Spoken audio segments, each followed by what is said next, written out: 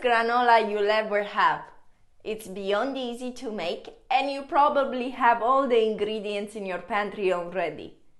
Easy to customize to your liking, this granola makes for the perfect breakfast or snack. Just add some milk or yogurt and your favorite fruit. So let's get started. Get all your ingredients out. Take all those nuts, seeds, and dried fruits that you have laying around in your pantry for ages out. This will shorten your overall cooking time and will help you envision what type of granola you'll end up with. In a large bowl, we're going to add 500 grams of oats. Whole grain old-fashioned oats are healthy and keep their shape during baking, so they're the obvious choice. If you want to keep your granola gluten-free, be sure to get certified gluten-free oats. To get a flavorful granola, don't skip on these spices. 1 teaspoon or 6 grams of salt, 2 teaspoons or 6 grams of cinnamon, freshly ground nutmeg. This is unconventional in most recipes, but will give you a great aroma. 1/3 of a nutmeg will do. And the zest from 1 orange, but only if you have access to non-treated oranges. Otherwise, the skin is toxic. Now for your toppings, you can use a great variety of nuts and seeds. Everything that comes into your mind that is crunchy and aromatic will do. You can skip them all together if you're allergic and just replace them with dried fruits or chocolate chips. Just make sure to add them after you've baked your granola. As you can see, I chose pecan nuts, almonds, pepitas, sunflower seeds, and a mix of hazelnuts, cashews, and peanuts. Around 100 grams of each variety. Feel free to experiment here. Add more or less of each according to your preferences. Be sure to buy them unsalted since we already salted the oats. And get them ready by roughly chopping them up to even things up. For our syrup, we're going to add our oils and sweeteners in a small saucepan. I'm using 80 grams of unrefined coconut oil, plus 100 milliliters of extra virgin olive oil. This is the healthier option.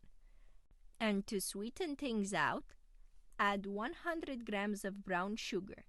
This will give a great color and caramel flavor to your oats. Next, add 200 grams of real organic honey. Again, you can use just honey if you want to keep it on the healthier side, or you can switch the honey to maple syrup if you prefer so. Place your saucepan on the stove and bring the heat to medium-low, whisking occasionally. It will bubble up initially, but don't worry. As long as you keep the heat on low and whisk it, it won't spill. Warm the sugar, syrup, and olive oil until the sugar has dissolved. Then remove it from the heat. It should look like a thick syrup. Fold the hot liquid into the mixture of oats and nuts, making sure to coat the dry ingredients well. This might prove out to be a difficult task if your syrup has already cooled down and has a caramel consistency. If that's the case, you can always just reheat your syrup and turn it back into a liquid consistency. Get ready to bake your granola by preheating your oven to 225 degrees Fahrenheit or 105 degrees Celsius.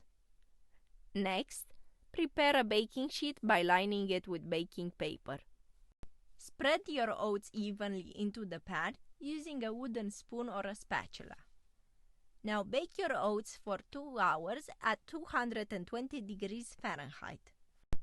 During those 2 hours of baking, take the pan out every 20 minutes and give the granola a good mix. This will prevent clumps and will ensure it bakes evenly and gets crunchy. Every time you take the pan out, you will notice the oats getting a shade darker and crispier. Once the 2 hours are up, get them out of the oven and add your other toppings. I opted for dried fruits, raisins and dried cranberry for extra sweetness and a chewy texture. You can also use coconut flakes, dried apricots, or even chocolate chips. Store it in airtight containers and keep it fresh for weeks. Just allow it to cool to room temperature before transferring it to a storage container. Now that your granola is ready, you can serve it with some creamy yogurt, fresh fruits, and get a healthy and extremely delicious breakfast or snack. Once you try this homemade granola, you won't go back to store-bought granola ever again.